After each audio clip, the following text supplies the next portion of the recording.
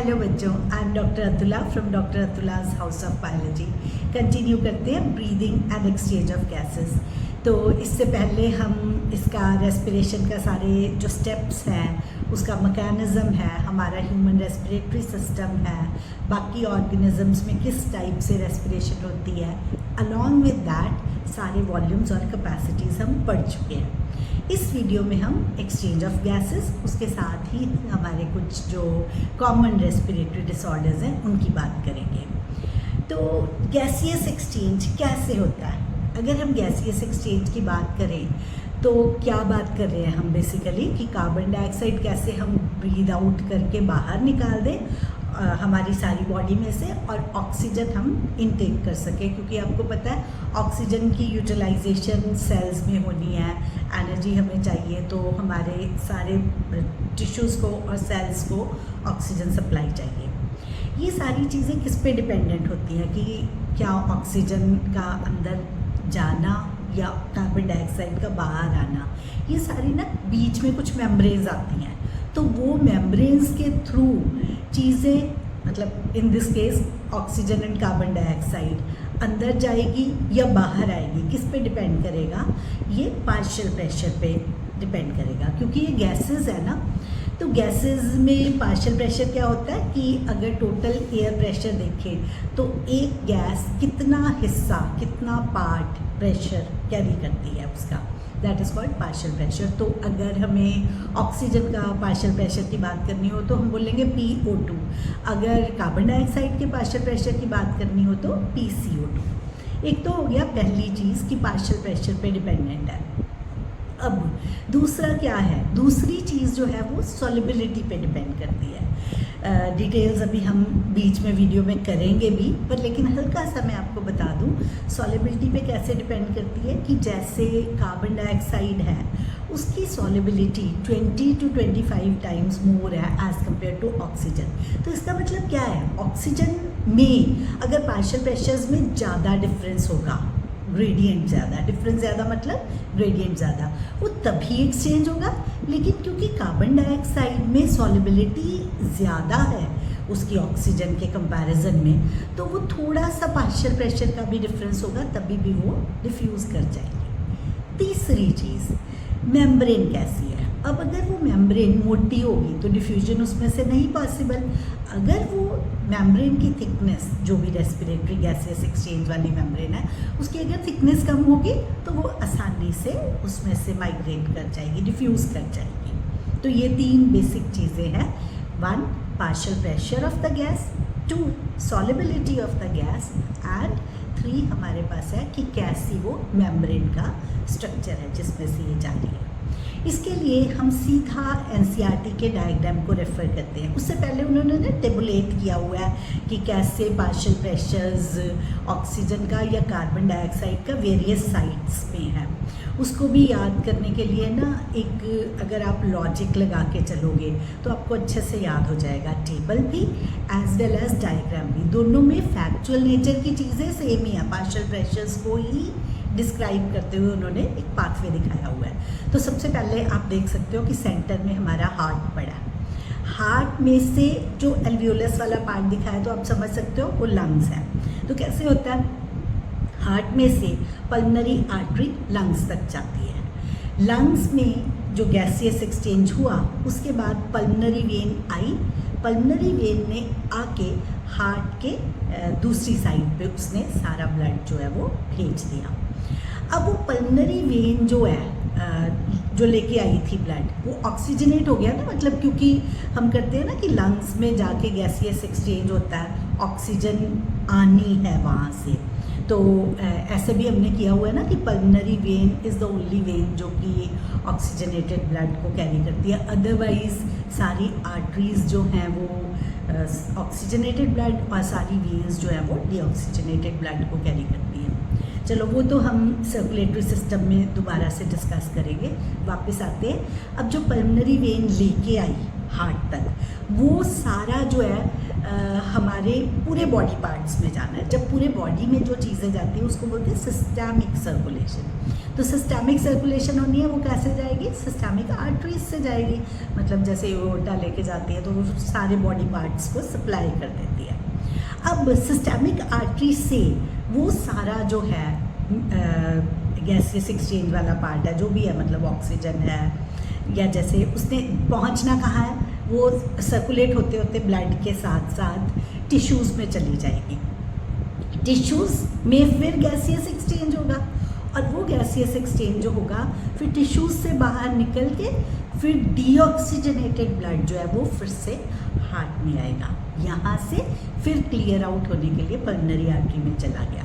तो इसका मतलब वो सर्कल पूरा हो गया ना। आपको पता है हमारे में डबल सर्कुलेशन होती है ना, एक बार लंग्स में जाता है ब्लड, तो लंग्स से क्लियर आउट होके फिर वो हमारे पास जो है वो दोबारा से हार्ट में आता है। तो twice the blood passes through lungs, एक बारी ऑक्सीजनेटेड ब्लड होता है और दूसरी बारी डीऑक्सीजनेटेड ब्लड होता है। अब इसी चीज़ को आगे कंटिन्यू करते हैं। तो अगर हम पहले हम बात कर चुके हैं ना कि पार्शियल प्रेशर्स के डिफरेंसेस होते हैं। तो अगर हम देखें एल्वियोलस ऊपर बनी हुई है, एल्वियोलस में इंस्पायर्ड एयर आएगी। अब आप ना टेबल को इस डायग्राम के साथ साथ याद करोगे, क्योंकि टेबल को अलग से याद करने की ज़रूरत नहीं है। तो इंस्पायर्ड एयर में जो कार्बन डाइऑक्साइड है वो तो 0.3% है ना, वो तो हमें पता ही है। जो ऑक्सीजन है उसका अपने पार्शियल प्रेशर यहाँ से याद करना है 159 है। अब जो एल्वियोलर एयर है उसके अंदर जो पार्शियल प्रेशर है ऑक्सीजन का 104 है। तो 104 कम है तो बाहर ज़्यादा पार्शियल प्रेशर है, तो अंदर आगे ऑक्सीजन की एंट्री होगी। अब आप देखोगे कि ऑक्सीजन और कार्बन डाइऑक्साइड एक दूसरे से इंडिपेंडेंट है अलग अलग तरीके से। तो अब हम पहले सिर्फ ऑक्सीजन की बात कर रहे हैं। तो ऑक्सीजन आगे 104 था। अब यहाँ से एल्वियोलस से ये हार्ट के अंदर चली गई है ना, तो एक्सचेंज होके ऑक्सीजनेटेड जो ब्लड है उसका partial pressure in case of oxygen it is 95। तो अब 95 mm ऑफ मर्करी, जब हम ऐसे बात कर रहे हैं तो इसको प्रेशर को आपको पता ही है कि मर्करी के हिसाब से डिनोट किया जाता है। अब ये गया ऑक्सीजनेटेड ब्लड पहुंचा टिश्यूज़ तक। टिश्यूज़ में जब पहुंचा तो टिश्यूज़ में पहुंच के वहाँ पर जो टिश्यूज़ के साथ गैसियस एक्सचेंज किस बेसिस पे होगा? अब टिश्यूज़ में अगर पार्शियल प्रेशर कम होगा ऑक्सीजन का, तभी वहाँ पर ऑक्सीजन जा सकती है ना। तो कितना है? 40 mm ऑफ मर्करी। बहुत वेरिएशन आ गई ना। हम स्टार्ट हुए थे 159 से, फिर आया 104, 159 बाहर वाली एयर में था, एल्वियोलस में 104 था, फिर वो जब ऑक्सीजनेटेड ब्लड गया तो वो 95 था, टिश्यूज़ में वो 40 था, वही डीऑक्सीजनेटेड ब्लड में 40 था। तो आप समझ सकते हो वो मूव करके पूरा सर्कल कंप्लीट हो गया तो फिर उसका एक्सचेंज हो गया। तो ऑक्सीजन का तो इस तरीके से ट्रांसपोर्टेशन होती है। अभी हमने बात की थी ना कि सॉल्युबिलिटी कार्बन डाइऑक्साइड की बहुत ज़्यादा, ऑक्सीजन की कम है। इसी वजह से कितनी ज़्यादा थी? 20 से 25 टाइम्स ज़्यादा थी एज़ कम्पेयर टू ऑक्सीजन। अब कार्बन डाइऑक्साइड की वेरिएशन बहुत कम है। अब जो एक हमारा रह गया कि एक्सपायर्ड एयर में जो पार्शियल प्रेशर है ऑक्सीजन का दैट इज़ 116। ये पता है कैसे होता है? इस वजह से होता है कि क्योंकि हमारा ना कुछ पार्ट जो है फिजियोलॉजिकल डेड स्पेस है, तो उसमें जो हवा गई वो सारी वही वाली थी ज़्यादा पार्शियल प्रेशर वाली। अदरवाइज़ देखा जाए तो डीऑक्सीजनेटेड ब्लड तो 40 mm ऑफ मर्करी था ऑक्सीजन का जो पार्शियल प्रेशर था, उस हिसाब से एक्सपायर्ड एयर में इतनी सारी ऑक्सीजन कहाँ से आ गई? वो इसलिए आ गई क्योंकि एक्सपायर्ड एयर में फिजियोलॉजिकल डेड स्पेस जो थी 150 ml वो वाला कंटेंट ना एज सच ही चला गया, तो वो ऑक्सीजनेटेड ही थी ऑलरेडी एयर। तो इसे देख के आपने कंफ्यूज नहीं हो जाना। एनसीईआरटी में ये वॉल्यूम्स नहीं लिखे हुए। एक्सपायर्ड एयर में partial pressure of oxygen is 116 और partial pressure of carbon dioxide is 32। ये भी ना कई बार एमसीक्यू फ्रेम होते हैं, तो हमें थोड़ा सा एडिशनल इन्फॉर्मेशन लेने से कोई हर्ज नहीं होना चाहिए। अब बात करते हैं आगे। अब इसी तरह कार्बन डाइऑक्साइड की बात करें तो कार्बन डाइऑक्साइड में इंस्पायर्ड एयर तो 0.3% कार्बन डाइऑक्साइड कैरी करता है, सॉरी 0.3 ppm है इसका। तो यहाँ से स्टार्ट करते हैं, एल्वियोलर एयर में आ गए। एल्वियोलर एयर की अगर हम बात करें तो वहाँ पे 40 mm ऑफ मर्क्यूरी है। वहाँ से पल्मनरी वेन के थ्रू होता हुआ ऑक्सीजनेटेड ब्लड सिस्टमिक आर्टरीज में चला गया, वहाँ पर अगेन 40 mm ऑफ मर्क्यूरी है। जो टिश्यूज़ है उसके अंदर 45 mm ऑफ मर्क्यूरी है। कितना माइल्ड डिफरेंस है, सिर्फ 5 mm का डिफरेंस है, लेकिन क्योंकि solubility of carbon dioxide is 20 to 25 mm of mercury, 20 to 25 times more as compare to that of oxygen, इसीलिए वो फटाफट से इसकी सॉल्युबिलिटी जो है वो बढ़ जाती है उसके हिसाब से। अब क्या हुआ, अब जब वो डीऑक्सीजनेटेड ब्लड है अगेन उसमें 45 है, तो इसको तो याद करना कोई ख़ास मुश्किल नहीं है ना, कैसे कोई ज़्यादा वेरिएशन ही नहीं है। वो स्टार्ट हुआ था 0.3 से, उसके बाद कार्बन डाइऑक्साइड की बात कर रहे हैं, उसके बाद वो आया 40, फिर अगला जो है वो अगेन 40, फिर उसके बाद जो है मतलब एल्वियोलस में 40, ऑक्सीजनेटेड ब्लड में, डीऑक्सीजनेटेड में 45 और टिश्यूज़ में भी 45, और बाद में जब बाहर निकला एक्सपायर्ड एयर तो वो 32 mm ऑफ मर्क्यूरी कैरी करता था पार्शियल प्रेशर। तो इस बेसिस पे आप ये फाइंड आउट कर सकते हो। अब इसी टॉपिक पे हमने तीसरी बात की थी। वो तीसरी बात क्या थी, हमने बोला था कि जो डिफ्यूजन मेम्ब्रेन है उसकी थिकनेस पे डिपेंड करता है। तो यहाँ पर हम जो डिफ्यूजन मेम्ब्रेन होती है उसे बोलते हैं रेस्पिरेटरी सरफेस। तो जो पल्मनरी, कैपिलरी और एल्वियोलस, ऐसी एल्वियोलस है, एल्वियोलस के अराउंड पल्मनरी कैपिलरी जा रही है। एल्वियोलस में भी थिक नहीं होती सरफेस, और कैपिलरीज आपको पता ही है कि इसमें ट्यूनिका एक्सटर्ना और ट्यूनिका मीडिया तो होती नहीं, जो आर्टरी और वेन में प्रेजेंट होती है। इसमें सिर्फ ट्यूनिका इंटरना होती है ना, उसे बोलते हैं एंडोथीलियम। तो इसका मतलब क्या है, एल्वियोलस के बाहर थिन सी स्क्वैमस एपिथेलियम वाली लाइनिंग, ये एक चीज़ हो गई। दूसरी चीज़ जो हो गई ये हमारे पास एंडोथीलियम ऑफ आर्टरी हो गई। लेकिन इस दोनों चीज़ों के बीच में स्क्वैमस एपिथेलियम और एंडोथीलियम, इनके बीच में बेसमेंट मेम्ब्रेन है। आपको पता है ना कि कोई भी एपिथेलियम हो तो उसमें हमेशा जो बेसमेंट मेम्ब्रेन है वो ज़रूर प्रेजेंट होती है। तो ये हो गया हमारे पास 3 लेयर्स हो गई। 1 स्क्वैमस एपिथेलियम, वो किसकी है, एल्वियोलस की, वो बहुत पतली है। उसके बाद बेसमेंट मेम्ब्रेन नंबर 2 पे, और तीसरे नंबर पे एल्वियोलस का एंडोथीलियम है। इतनी कम थिकनेस होती है, 0.2 mm इसकी थिकनेस होती है। तो इतनी कम थिकनेस होने की वजह से गैसियस एक्सचेंज जो है वो फटाफट से हो जाता है। ये तो हमारा एक्सचेंज वाला पार्ट है। अब इसके साथ हम डिसऑर्डर्स करते हैं। रेस्पिरेटरी डिसऑर्डर्स की बात करें तो हमारे पास 3 ही डिसऑर्डर्स डिस्क्राइब्ड है। पहले सबसे बात करते हैं अस्थमा की।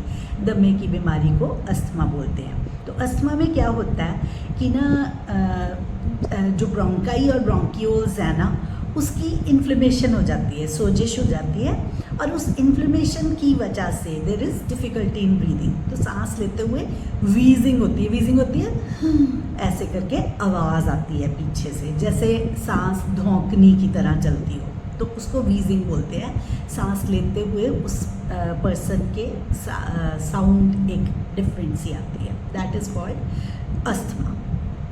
दूसरी बात करते हैं, दूसरा डिसऑर्डर है एम्फाइसीमा। तो जो सिगरेट स्मोकर्स होते हैं ना, उनमें यूजुअली एम्फाइसीमा हो जाता है। तो एम्फाइसीमा में क्या होगा, एम्फाइसीमा जो है वो एल्वियोलस की जो बीच की वॉल्स है ना, जैसे ये एल्वियोलाई पड़ी हैं, आपको पता है ना ग्रेप्स के जैसे एक दूसरे के साथ साथ पड़ी होती हैं।